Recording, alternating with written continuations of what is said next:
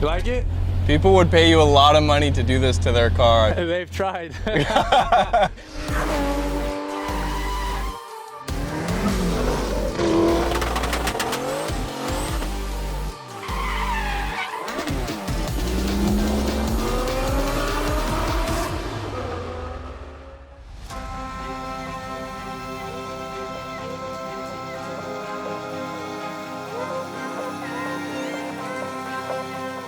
All right, you guys, we have a problem. There's a couple of problems here. The AMG brand arguably has been diluted to an insane degree in the last decade. That's the first problem. The second problem, if we want to get back to the golden era of German cars, especially when it comes to AMGs, they're all automatics. That's the biggest difference between M and AMG, but that's why today I've met up with Brooks and his C55 AMG that's been manual swapped.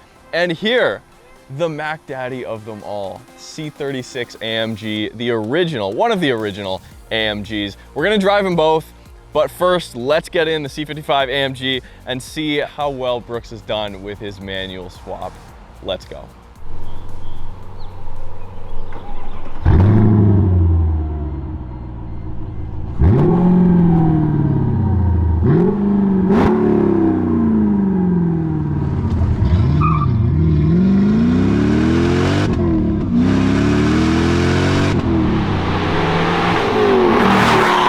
This is Brooks' C55 AMG, 5.4 liter naturally aspirated M113 engine. In here we do have a C350 manual transmission. It's the stock clutch from that car, stock flywheel, and then of course we have a chassis mounted shifter here. Very short throws. We've got a few electronics fixes here going on. Brooks will tell you about the fuel rails he's done. He's worked with Nuke Performance on those to fix a few of the OEM, just basically reliability issues with one of the cylinders, two of the cylinders running lean in certain scenarios.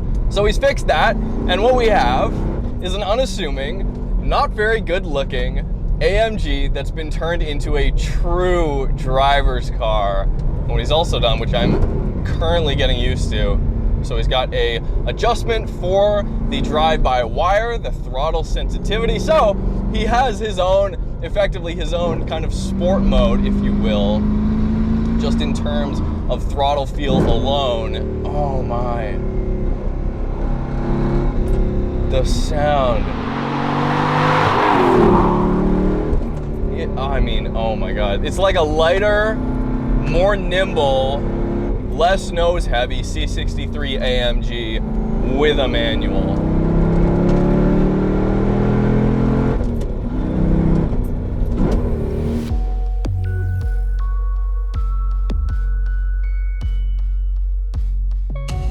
I've had it for a few years and I wanted to have a manual car again. I really wanted road gears. I missed it. It was too good of a car to sell, so I really wanted to figure out if it was possible to make it manual. And when I found a couple buddies of mine now, Dimitri and Alex, had done similar things to different chassis, but same, overall drivetrain, I knew it was possible, and from there, the rabbit hole started. It honestly felt like too natural. Like it felt like it was supposed to be there, and it's held the power no problem it's been 2 years now, more than 2 years of me beating this thing all the time, and it's been great. So when I at first drive, it was a shell shock just having a manual Mercedes, and then just how smooth it felt. I was like, this feels so at home. Yeah. So it's pretty cool. I mean, there's not many cars you can manual swap for, $1,000, $2,000 and have something good at the end. This car really came alive after I did that, and its current plans are kind of eventually becoming a more dedicated track car. Overall, I think the numbers are between like 2,000, 2,500 made during a 2-year period, so they are a very rare car. I originally wanted a 55 AMG something. At first, I wanted a W210 E55, still love them, and I was very close to buying a couple at that time, and never really knew about the C55 until actually a legit street cars video. Alex, I saw that he made, the most reliable AMG ever, and it was about the C55. Yeah. And that's when I really learned about the 203. I'd always known about the 202s, but learning about the car, I just figured, hey, that's a great mix and balance of what I'm looking for.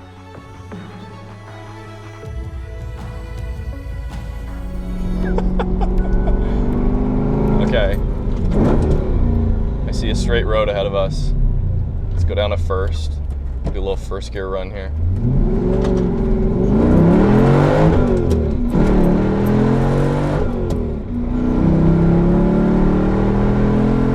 She pulls though, great power.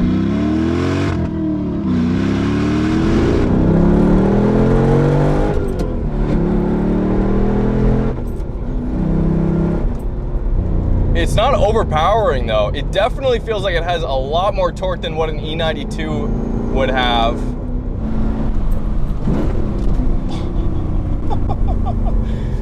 Now Brooks said he was going to put a single mass flywheel on here. Right now it's a dual mass factory C-Class flywheel. It revs up nicely. It actually revs up a lot quicker than I would have expected. And his buddy actually eliminated, through tuning, was able to eliminate a lot of the rev hang.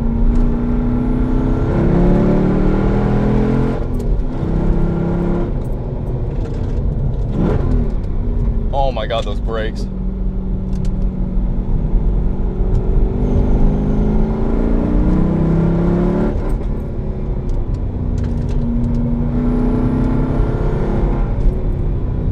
There we go. Now this has not lost a lot of its daily capabilities. It's not scary fast, it's just fun.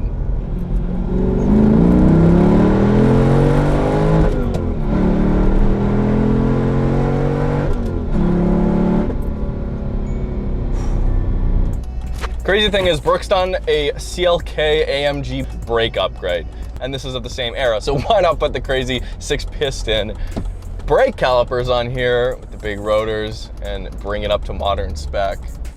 When I first did the swap, still has the C-Class pedals. They're all Mercedes parts for the most part. It now has a Cooler Works long throw shifter, I guess, or short, long rod length, but it's designated for a BMW E36. But I made it work with this, just kind of figuring out, hodgepodging things together. Now you're pissing people off. Yeah, so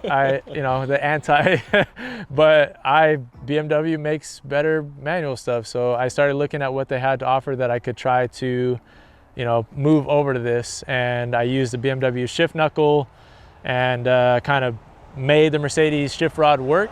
Definitely like that modification I've done. Besides that, the Recaro pole positions, they're on planted brackets, which is actually a local company. I just found that out recently, but it's a direct, pretty much bolt-in. So it was fairly easy, a little bit tight, obviously working around, but pretty good. And it lost probably 60 pounds collectively from the heated automatic seats. Width, I think they're 18x9, and the squared, I run a square setup on all the cars if I can.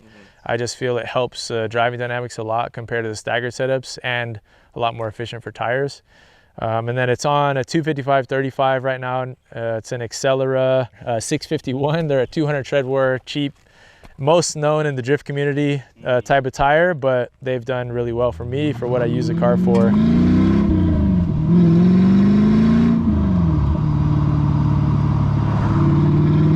Lots of suspension stuff to stiffen up and increase chassis rigidity here. Now, I've never driven a stock C-Class of this generation. Actually, one of the first videos we ever shot was on a C32 AMG, which of course was built before this. And what Mercedes effectively had to do was take the entire front end from the CLK, tack it onto this, the standard C-Class, the C32 AMG, to fit the V8. It's a hot rod. It's a good intake sound too. It does have a little bit of that NA intake noise to it. It kind of feels like a sedan, a Corvette sedan. Dumb comparison, but it kind of does. God, it's so loud though.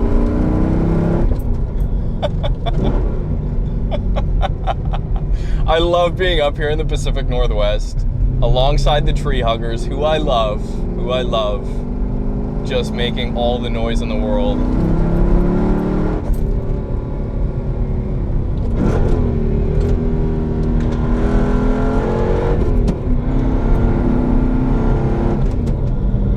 Shifter's so nice. Some of these short throw shifters are incredibly easy to miss gears with.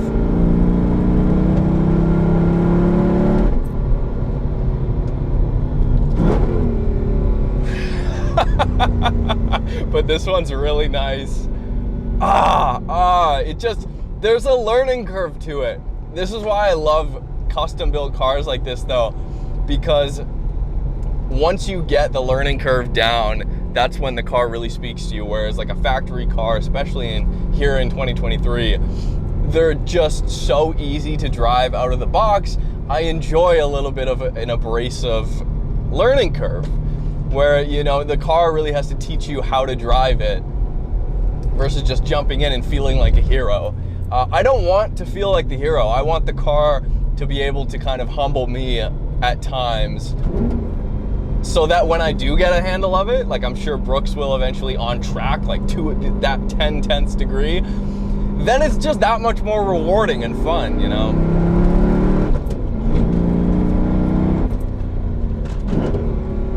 I mean, the brakes are ridiculous, absolutely ridiculous. Suspension, it's on yellow speed coilovers, and it's a custom setup up front. I guess I'll show you guys. It's cool too, because despite the fact that you're running probably marginally more power, slightly more power than factory, but the brakes now outweigh the power the car's making, which is a perfect recipe for a track car. Yeah, like the 4-pots that are on it are fantastic. Like this is probably the most aesthetic mod I have on the car. But it was such a cool mod to do and such a deal at the time that I couldn't really say no to it. So the suspension, I was going to show you guys, this is a custom camber plate that I developed with the Kangaroos team. They're based out of Bulgaria. I wanted more adjustability, and I'm not a big fan of the McPherson strut setup. Really helped me out with this. I sent them the measurements, and within like a week or two, they sent me these plates to start testing. And it was a no turn back moment when I cut the strut towers out and basically combined again using BMW parts. The top half of the shock is E36. It's a custom spring, I think 16K or 18K in the front. Oh wow. And then the bottom half of the assembly is a W203. So a lot of it is like, I'm a big fan of like less is more, especially for something like a track focused build. I've been trying to minimalize anything possible. So for example, like something I always do with all the cars is like replace all the vacuum lines with silicone lines. Anything that can be deleted, I get rid of. There used to be a secondary air injection, EGR. We don't have emissions in Washington State, so hell yeah, got to ditch those things. That's what I've kind of focused on in the motor. Catch can obviously setup, custom setup. There's a lot of custom stuff in the back as far as like silicone inlet tubing. And this whole setup was done. The air filter is actually right here, hiding underneath the cabin air filter. Nice. Away from everything, actually. Yes. Really good location for a real cold air setup. People don't believe that it stays super cold, but it's like barely even lukewarm right now, and we drove all the way over here. So battery used to be there. Battery's relocated in the trunk now. So this was probably the biggest as far as engine modification. Similar concept as like the suspension. So shot a cold call message over to Nuke on Instagram. That's what I love about Instagram, is connecting with companies and people, and told them, you know, I have experience developing probably 3-4 products that have been put to market now on these cars. They sent them over. The quality of their stuff is like amazing. The fuel rails are fantastic. Everything was a perfect fit, but the last oversight that we had was the connectors for the injectors couldn't squeeze through the room that was now down there. So it was like this defeated moment. We sent message back and forth like, oh, it's not gonna work. But then I found out of a thing called injector height spacers, which I never knew existed because I never had a need to know that those existed. And going back to the LS, a lot of LS1 parts are cross-compatible or similar dimensions with this. Used a spacer and got them to work. So having the rail looped now, it gives you the option to just loop the rail, keep the factory feed, or you can also run a return system versus a returnless, how it is now. So it just gives you those different options, and it's, you know, looks a lot better as well, of course, and it saves that issue of possibly going lean. Yeah, my channel is ANDERZÉN. That's where you can find me. That's what I do most of the stuff, and then a lot of behind the scenes, obviously, you can see on Instagram at anderzen.co. Working AC too, that is a gift. It's not stiff, it's not rubbing. There's a little bit of poke, but he's done the work in tuning the alignment, and especially working to create a car that handles better than it did from the factory, not just kind of compensating for the additional shenanigans that are going to be happening, because there is an inherent change when you go from auto to manual. The way you drive the car completely changes the entire character. Like, I'm never going to drive this now that it's manual, like one-handed down here. That's just not really going to happen. It's most of the time going to be two hands on the wheel. Want to feel what those front tires are doing. Lots of feel, tons of feel. So now this begs the question, like, what feel can you extract out of other AMGs? Thank you, Brooks, for building this car. I love what you're doing. You guys should absolutely check out Brooks' YouTube channel, ANDERZÉN on YouTube. The links will be in the description. Thanks, guys, for watching. If you didn't already, check out the second video I did with ANDERZÉN, looking at all of his other cars that are exceptional, including a C36 AMG that he let me drive. Thank you, Brooks, so much for that. Subscribe if you haven't already. Hit me up on Instagram. We'll see you soon.